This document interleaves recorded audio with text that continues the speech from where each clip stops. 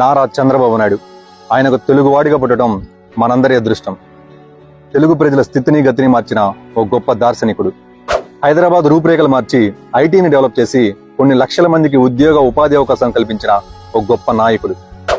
ఆంధ్రప్రదేశ్ ను ఉన్నత స్థానంలో ఉంచడానికి పెట్టుబడులను ఆకర్షించే విధంగా ఎన్నో ఎకనామిక్ రిఫార్మ్స్ అండ్ పాలసీస్ ని క్రియేట్ చేశాడు.